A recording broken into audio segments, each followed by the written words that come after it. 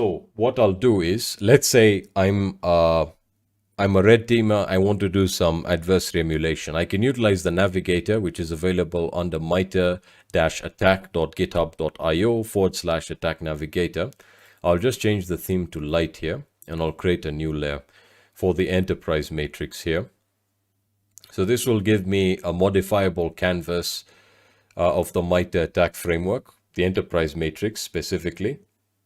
And what I can do now, the great thing with Navigator is I can, if I'm a red team, I can specifically plan out my operation the way I want to do it, or alternatively, I can also map a particular APT group's TTPs. But firstly, let's start off with, let's say I was planning my own pen test or red team engagement. So I could say, we want to do active scanning, and once I select it, I can add a color, right? So I can add a background color to it. So let's say red. In this case, I'll just say green. I'll use green as a technique that I want to use. We also want to do gather victim network information, and I can do a multi-select. So I'll just say this one here, gather victim organization information. Let's do some phishing and search for, open websites, domains, and I'll just highlight that there. All right. I can then say under resource dev, we'll acquire some infrastructure, obtain capabilities instead of developing them ourselves. Initial access, we're going to target their public facing applications, external remote services, and we'll do some phishing. More specifically, we'll try and gain initial access via spear phishing attachment. And let's highlight that there. As for execution, let us utilize PowerShell. All right. So I will set that up there. And then I can head over to persistence. Because this is a Windows environment, we're going to create some accounts. Local account on the first system. We then want to set up a scheduled task. There we are. And yeah, that's pretty much it for in this particular case. So again, I'm just going through a very simple example here. And under Privesk, what to do, we can probably do some bypassing of UAC in the event we need it. So we might need this in this case. We also want to do some token impersonation. There we are. And that's pretty much it with regards to Privesk. And then we can move on to credential access as the final one, just as an example here. Let me just get rid of that there. So in this case, what we would be looking for specifically is OS credential dumping, more so the LSAS memory. That's with Mimikatz. Okay, so that's one example of what I could do if I'm simply planning a red team operation. Remember, not adversary emulation. Now, if I was doing adversary emulation, let me create a new layer here. I could head over into search and multi-select, and let's say I was trying to emulate APT38 as an example. Actually, let's do 41. I've done a lot of research on 41, so I can say select. That's going to select all the TTPs. And now, instead of coloring them specifically, I can set up a color setup or a color scoring gradient where I can set up a base score and a high score, so low and high, and I can specify the color scheme I want to use based on what I'm sort of doing with this. In this case, we can say, let's map out the TTPs used by APT41 first, and then we can use other colors based on our scoring system to sort of specify what specific techniques we're going to use, as opposed to using all of them. So in this case, I'll set the preset as, let's say, red to green, and the low value will be 0 and the high value will be 3. Okay. Now, with all of these TTPs selected, I will head over into the scoring gradient and I'll say, let's set the score to 0. Okay, so that'll give a base score to all the TTPs. So visually speaking, let me just close this up here. You can now see that these are all the TTPs used by APT group 41, all known TTPs, right? And now from this point onwards, I can now specify based on my own campaign, because we're doing adversarial emulation, we don't need to emulate it completely because the target environment may not allow for that accurate level of emulation. I can say, okay, we can definitely do exploiting public facing applications because the company has them, external remote services, valid accounts. I'm going to select all of these. Exploitation for client execution. Yes, that sounds like a good idea. External remote services. And then I can head over into my scoring system. I can say set these 3. So now I can utilize the navigator to essentially see or, identify and visualize what techniques I'm going to use and sort of juxtapose them against the TTPs that APT41 utilizes. So from a planning perspective or, adversarial emulation perspective, this is how you can use the navigator. Now, from a blue team perspective, when you're doing cyber threat intelligence, it's essentially the same process. However, there's a few differences, right? So if we go back here, what I'm going to do is we're going to take a look at an example. Let's say you have been assigned as a cyber threat intelligence analyst to essentially come up with TTPs for all APT groups that fall within the industry or all APT groups that target the industry that your organization operates in. A good example of this is financial. Let's say the company you work for is a financial organization. So firstly, you have to identify APT groups that target financial organizations. And then you're supposed to map out all of their TTPs and build a heat map. So how would you do this? Well, firstly, we know that if we use a general nomenclature from the MITRE ATT&CK framework, we can specifically say we're looking for FIN groups, right? So if we set threat groups, let's say the FIN group we want to use, let's say FIN6 first. So we can say FIN2 is one of them. Sorry, that's FIN6 here. So threat groups, let's start with FIN6. So I'll say select. And now, remember, when you're generating a heat map, you're trying to see the overlap between all of the APT groups. In this case, we're taking a look at FIN groups, right? FIN groups are essentially financial groups that target financial service organizations, companies, etc. So we can start with FIN6, and in this particular case, I will set up the color setup and will use the red or green to red setup here. So low value will be 0. High value will be 3. In this case, we'll just take a look at a very simple example here, and the scoring will set to 0. And you'll see how this works. This may be a bit confusing, but just give me a second and I'll show you this in a bit. All right, so that's FIN6. So we can rename this here. Where do we rename this? There we are. So we can say FIN6. Okay.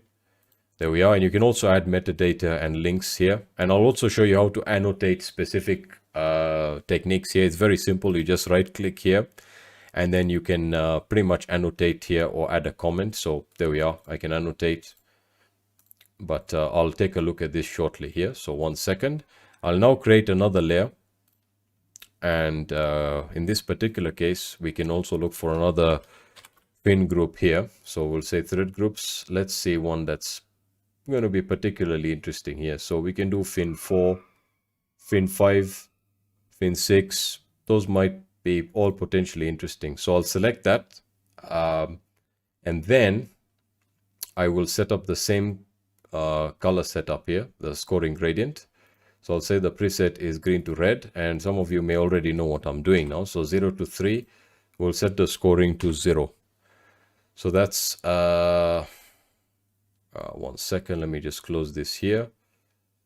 Yeah, that is FIN. Let me just see this again here. We're using FIN4 in this particular case. Yeah, we can use FIN4 in this case. So that's FIN4. I'm just going to deselect that one there. And if I say deselect this one here, there we are. So that's FIN4. I just wanted to confirm that. So I'm going to rename this to FIN4. And we'll also do one more, just so that I can show you what this will look like. we can say create a new layer, enterprise, and in this case, let us look for fin5.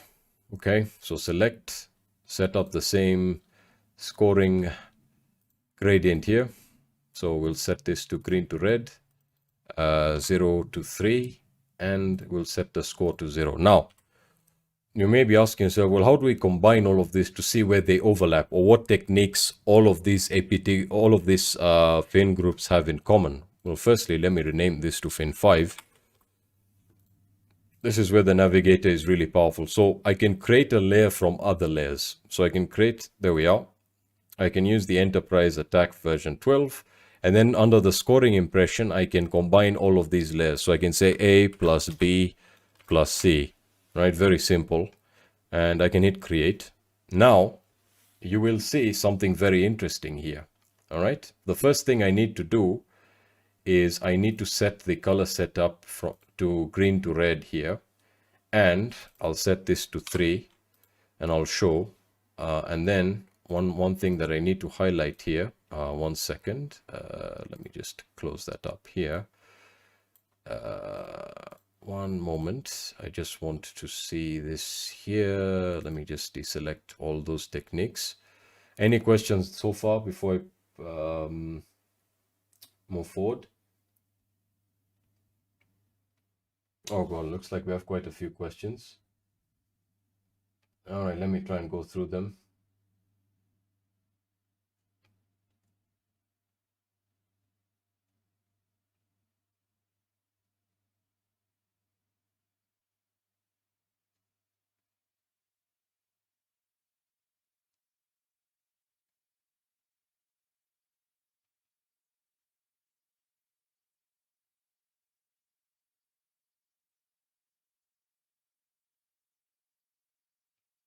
Okay, there's quite a few questions which I'll get to shortly. Now, one thing I wanted to show you is that this will sort of highlight all of them. Now, if you wanted to see their commonalities, what I could do is I can go into all of these here, and you can see them here. And if I just select them here, which ones were selected? All right, so let's just select, and I'll set the scoring to 1. And in this particular case, you can see the score is 1 here. And I'll just close them up here. I'll just show you how to get a sort of a commonality. And then in this one here, we can set the scoring. These are all set to 1. That's weird. There we are. Okay. There we are. That's looking good. And the same for this. I will set the score to 1. And we can now close that up there. So now I'll create there we are, A plus B plus C. Gradient, we don't want to pick any gradient there. Coloring, we can use the default one and change it. I'll just say create here. There we are, fantastic. So I'll just revert this to the scoring gradient we were using. So that is green to red. Okay, so now what does this mean? What does this mean? Well, if you take a look at each of these, you can see we have green, red, and yellow. All right, so in the case of green ones, that means they have a score of 1. All right, which means that this technique is quite unique, all right, to either one of them, and is not really common between these 3 fin groups. The ones in yellow have occurred or have an occurrence in at least in at least 2 of these groups that we've just mapped. And then the ones in red are common amongst all 3. So you can see on the initial access, they really go for valid accounts. That's really a technique that they're interested in. If we take a look at some of the other ones, we can see valid account sort of repeats itself here quite a lot. If we take a look at some of the yellow ones, like for example, remote system discovery, which falls under discovery itself, but I just wanted to see whether there were any other ones here. So the commonalities between the 3 groups reveal quite clearly that, okay, in the case of maybe fin 6 and fin 5 and fin 4, there's not really a lot of overlap, but with regards to the initial access techniques, there's quite a bit. Now, of course, we can repeat this for an APT group, which will sort of show this much better, but you can now start to see how powerful the navigator is, because you can now take this, you can export this, And you can essentially say, okay, so this is essentially what all of these fin groups here utilize. And from a defensive perspective, you can now give this to, the SOC or your engineers to essentially implement detection capabilities and mitigations. Now, any questions regarding this? Because there's a lot of use cases here, and we can take a look at a lot of examples. I want to go through all your questions because I know there's quite a few, and we've been going for, I don't know, 2 and something hours.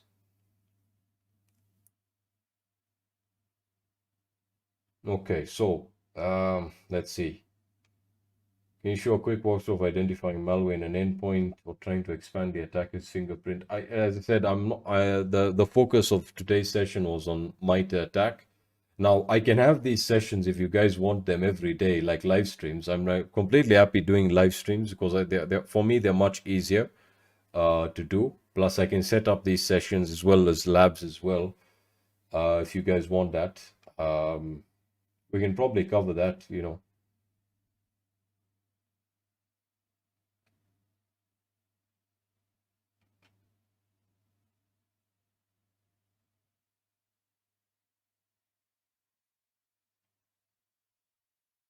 Do I have a job? Yes, I have a job. I run a pen testing company called Hackersploit. We do pen testing, red teaming. I'm also an instructor at INE and an instructor, or rather, the lead of the Cyber Rangers community.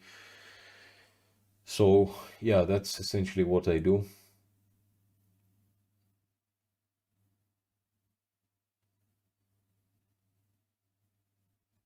Well, as I said, friend, that's a very good question. The thing about this framework is it's so holistic and so encompassing of every technique that they're likely to use. What will happen is that companies like CrowdStrike, Kaspersky, Mandiant, Mandiant does a really good job at cataloging all of these groups. If they find a technique or sub-technique that doesn't exist yet, they'll just submit it to the MITRE ATT&CK framework and they'll add it. So that's one of the reasons why MITRE is so powerful, is because it's frequently updated. All of the all of the groups like Mandiant, CrowdStrike, etc., who analyze the activity of these groups, long term, and identify all their TTPs. If they find a new technique that's never been implemented or that they've never seen, they can add it to the MITRE ATT&CK framework if it doesn't exist already. Now,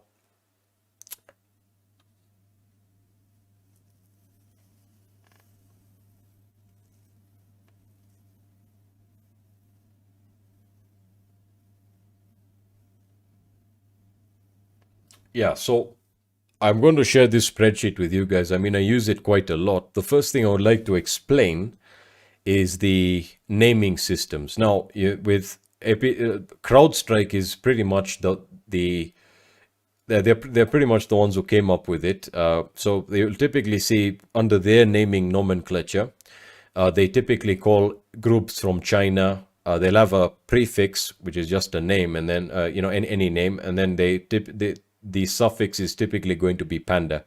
So groups named by CrowdStrike from China will typically have the name panda around it, which makes sense. Pandas are native to China, so they use animals to identify these groups. For Russia, it's going to be a bear. So if you take a look at, let's see if I can find it here. There we are, fancy bear, cozy bear. That's actually anger bear here, but they pretty much use the bear naming system. North Korean, let's see if I can show you this here. We'll actually get into North Korea very shortly, but they usually go for Kolima, and then under Iran, this is kitten. There we are. So they typically use the kitten naming system. There we are. Israel doesn't have its unique name yet. You then have NATO. Same thing here. Middle East, right over there. I typically use Jackal. I've seen a lot of Jackal before. But yeah, that's CrowdStrike. Mandiant is the one that has given the names that all of you are familiar with, like APT1, APT whatever, 41, etc. You can see a lot of their, some of the the APT groups that have been cataloged very recently, like APT 41 and also APT 42, which is I think is the analysis is currently ongoing. You can see are mostly from China, but we also have a lot from North Korea recently. So most of you are familiar with Lazarus. Let's see if that's been highlighted here. Let's see if I can find that. Lazarus group should be highlighted here, but one of the cool things with this particular spreadsheet is it also highlights the tools or malware that they used in a particular operation. So you can see operation 1, 2, 3, 4, etc. So GhostNet was operation 2. And then, of course, the other names for that particular group. And then, of course, you have the targets. So who they targeted here, their modus operandi, which can be very important to understand what their motivations are. And then, of course, different links to references here, or rather reference links posted here. So I'll share this in the chat. You guys can go ahead and take a look at it for yourself.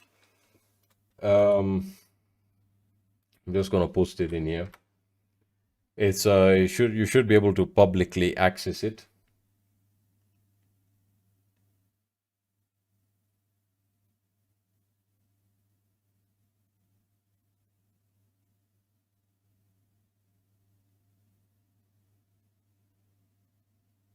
Yeah, definitely. You guys can reach out to me. I mean, I'm trying to like also empower the industry by sort of giving guys jobs, you know, in cybersecurity. So there's a lot of things we're doing at Hackersploit, and we're open to positions for different roles, whether it be on the offensive, defensive side of things. Yeah, I'm probably going to upload it after the live stream is concluded, because by default it's not set on my YouTube settings here. So I'll post it after it's been published. Yes, of course. I'm always open to mentorship. I mean, this is why I do these sessions, and this is why I'm going to continue doing these sessions. If you guys need mentorship or guidance, I'm always open. I think most of the people on LinkedIn will tell you this. I pretty much answer all of the questions, give you guys guidance.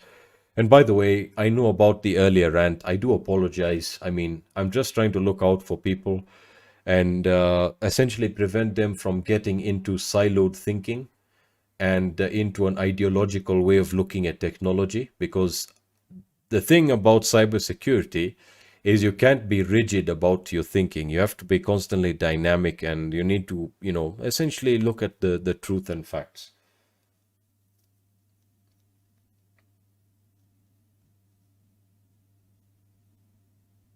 Quantum encoding. I'm not sure I understand your question, Vincent. Could you like elaborate further? I think that's pretty interesting. We can continue like for, I think, the next 1 hour. I mean, the live stream has proceeded way longer than I would have expected it to, but I'm happy you guys are here. Thank you very much for being here. I know it's a Saturday. Someone has pretty, I would assume most of you have something better to be doing with your time than watching me talk about the MITRE ATT&CK framework, but hey.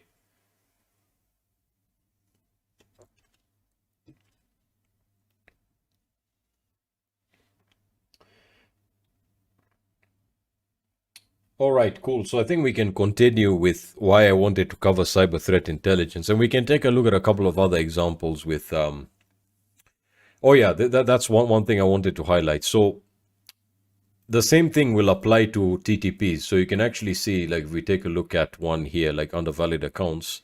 Yeah, so it just highlights that specific technique and not any specific sub techniques. But what I wanted to point out is if I select, actually I don't need to select in this particular case, but what I'll do is you can essentially display all the sub techniques, and then, and this is where you can now give it to your blue team or your defenders. I can essentially export this into an Excel sheet, right? So there we are. And of course I would have renamed that to something better, but you can see it essentially highlights it in a way that's consumable.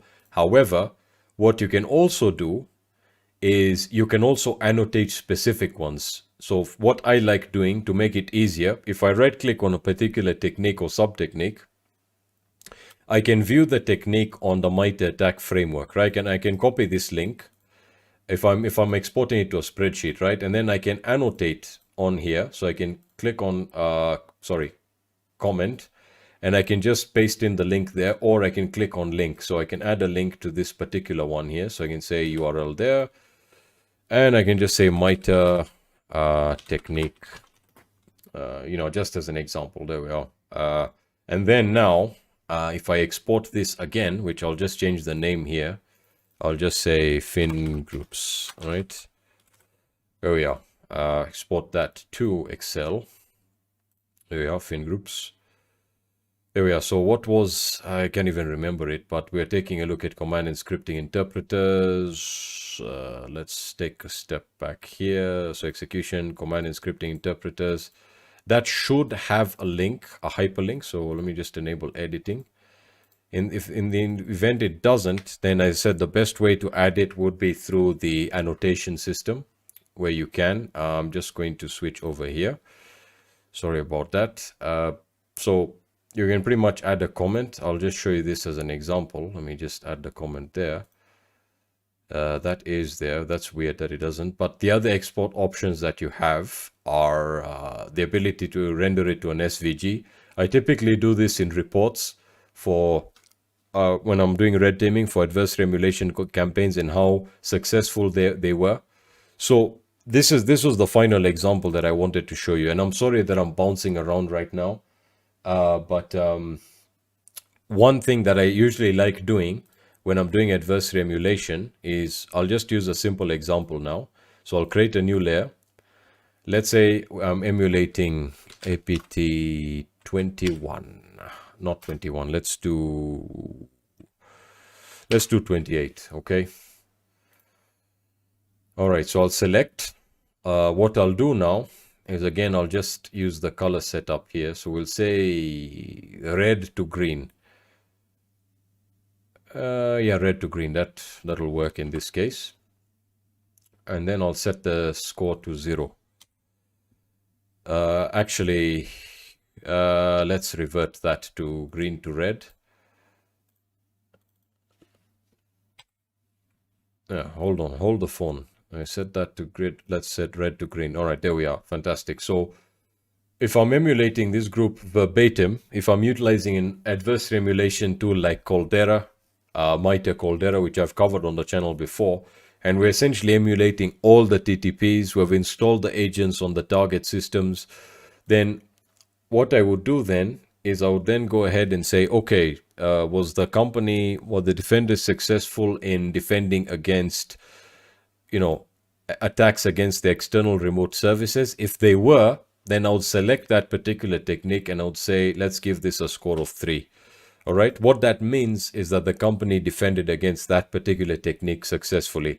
If they didn't, then I leave it as red. And I'll just do it for a few more. I'll do it randomly just to show you an example. So I'll say all of these ones, they were able to defend successfully. I can then take this and I can give it to the company and say, okay, so this was APT28. The ones in red were the ones you failed to defend against. And the ones in greens were the ones that you were able to successfully defend against. So this information now can be ingested into the whole CTI lifecycle and used to implement mitigations and detections for these specific TTPs.